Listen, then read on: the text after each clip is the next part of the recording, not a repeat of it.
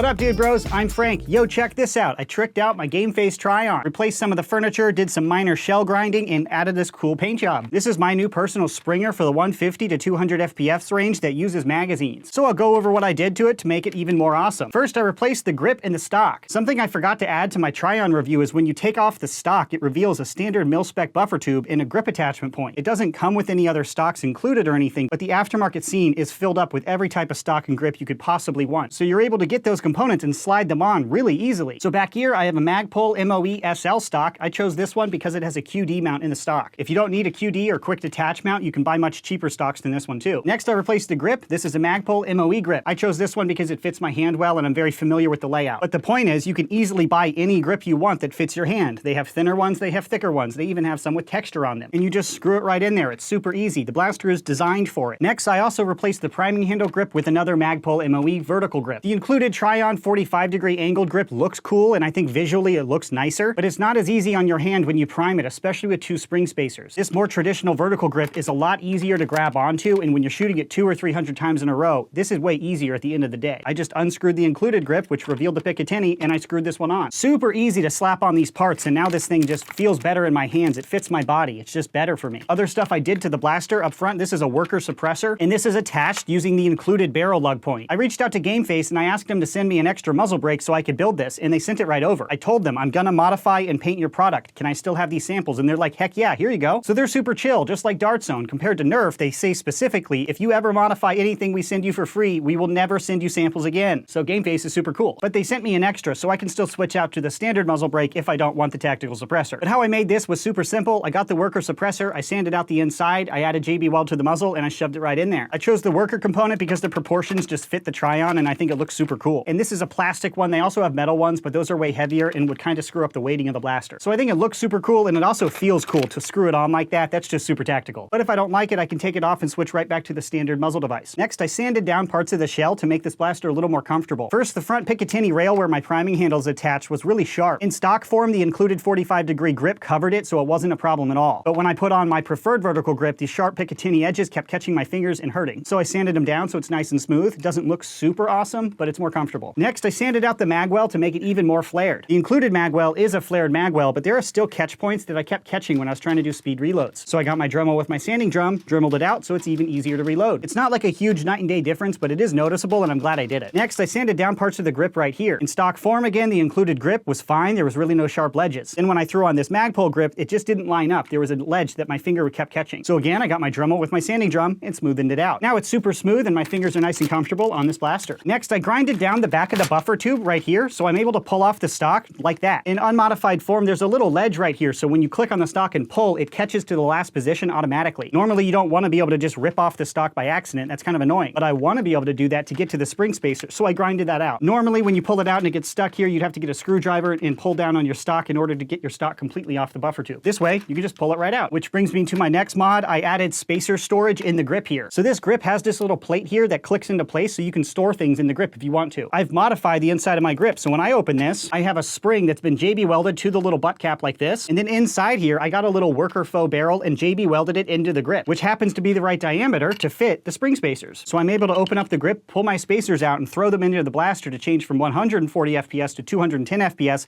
with no tools. And I can do this on the fly while taking fire. It's toolless and pretty easy. You don't need the spring, you don't need the tube, you can actually just throw them in the grip and then shut it. However, if you do that, the spring spacers will rattle around in the grip, which would drive me crazy. So I put the spring spacers in the tube, and then when you click this in, this spring here adds tension to the spacers, so now the spacers are not rattling because the spring is adding tension and holding them still. There's probably a more elegant way to solve that, but it works really well for me. It's accessible and it's quiet. And I just made do with what was already in my shop. I didn't have to go out and buy anything just for that. Next, I added a reflex optic. This is an airsoft sight. I like reflex sights for Nerf guns because it doesn't mess with my visibility like an EOTech or some red dots. Reflexes have a very open window, so when you're looking down the blaster, you can still see everything. And this one's pretty cool. It has green and red settings. You can also flip the reticle to change change to different shapes. I like this plus sign looking one because it reminds me when my blaster is tilted. And I put this reflex on a riser for personal reasons. It's just how I prefer it. I do this so when I'm looking up at my target, I can have my head at a 90-degree angle. It's not tilted at all. So when I want to go to shoot, I can put my blaster up without tilting my head. When you tilt your head tremendously to get behind the blaster, your peripheral vision goes out the window and you're only focused on your target. This lets me have better situational awareness, pay attention to who's running behind what barrier, and then come up really quickly to take a shot. This is a pretty cheap optic and the parallax is pretty crazy, but it still helps me shoot and it's faster than using irons. And I also like this riser because it's a toolless knob, so I can unscrew it and take this off and put it on a different blaster if I want to. And I don't have to use an Allen key, it's toolless, which is nice. Other little things I added, I have a Picatinny rail up here, which is attached using M-LOK. I don't have any plans to use this right now, but I wanted to attach it and paint it, so now the paint job's done and this blaster is completely done forever. So if I wanted to put a barrel cam or a flashlight or something else, I have that option in the future. And on the left-hand side of the blaster, I have a QD mount right here. This is attached using the M-LOK rail, which is super tactical. And that's just an M-LOK thing, pretty standard. I prefer QD mounts because sometimes when I'm plinking, I don't want my sling, but I want to be able to quickly put my sling on. Straps are quieter than QD, but they take too long and they're kind of inconvenient. QD lets me practice my sling transitions and stuff, and then I can just pull it off like this very easily.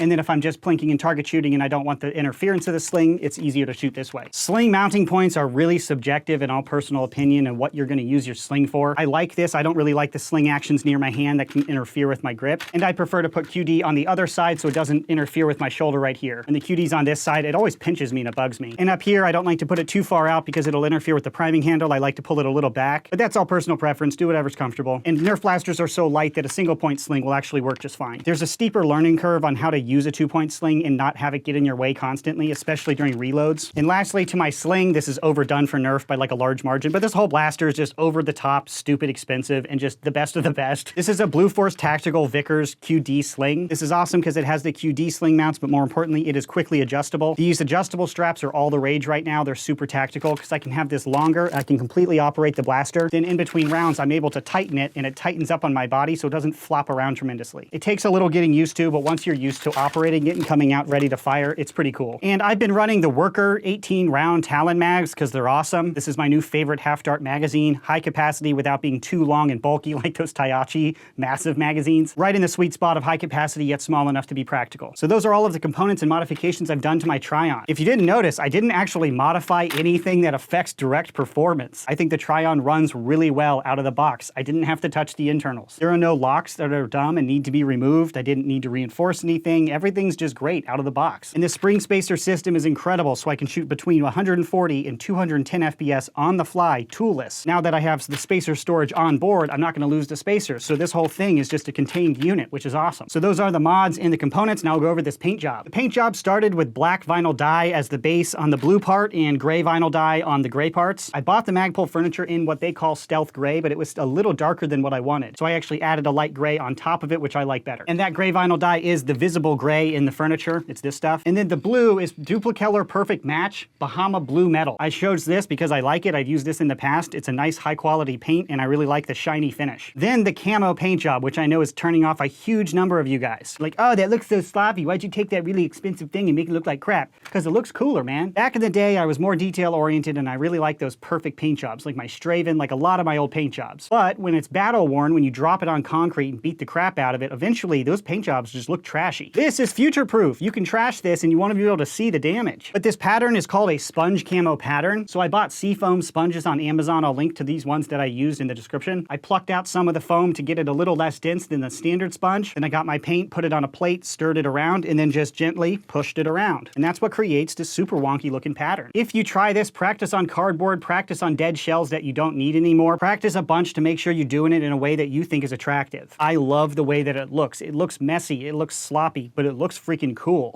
But first I sponge camoed with this orange and it's barely visible and it didn't turn out the way I wanted it. I wanted the orange to pop harder like the muzzle in this magazine, but it didn't. It dried really dark. But then I did the same thing with a Citadel layer paint called Moot Green, which I've used on my channel before. And that is all over everywhere, including the optic. And I love the way that this green looks. It's very bright, friendly, and this whole blaster still screams tactics. And then after all of that dried, I finished it off with a Duplicolor Wheel Matte Clear Coat. This is pretty strong, but the paint will still chip if you hit it hard enough. I did not paint the reflex sight because taping off the glass and all the little numbers and the markings is really a big pain, because then when you spray paint over the tape lines look awful, so I decided just to sponge paint this, and I didn't clear coat this, so it's just the green and it makes it blend all together. The goal of this build was not to be realistic, it was to be a utility build. But real firearms are built on utility, ergonomics, and customization. That's tactical. So if we have overlapping priorities, it makes sense that things are going to look similar. I didn't choose these things because it's realistic, I chose these things because they work well. Overall opinion of this blaster is super positive. I'm very happy with how the project turned out. It was not cheap, and I know some people are going to say it looks worse than it did when it started, but I personally love it, and it is customized to exactly how I want it built. Functionally, I would not change or improve anything in this blaster. Now it's pretty much perfect. This is my new favorite 150 to 200 FPS spring-powered magazine-fed blaster, and it's what I'll be using. I set it up, I went kind of over the top with the prices. These parts are not cheap. This friggin' sling cost just as much as the whole Trion did, but it's worth it. I'm very happy with the end result. I guess the only thing I would change about this is I hope in the future GameFace uses orange internals instead of this crazy teal color. The stock Trion looks really sexy with the teal. I do like it unpainted, but boy, it clashes with every paint I considered. Orange is like the norm for Nerf, Dart Zone, and Worker either does orange or like a gray-black so it fades away into the background in your paint job. This is really abrasive, but when you paint the internals, it can screw with the function, and I didn't want to do that. But in the future, I hope GameFace uses orange internals like everybody else. It'll make their painted blasters look way cooler, I think. So that's it for my mod overview, or can't even call it a mod overview, customization and paint overview. But let me know what you guys think. That concludes this video. Thanks so much for watching, bros, and as always, stay tactical.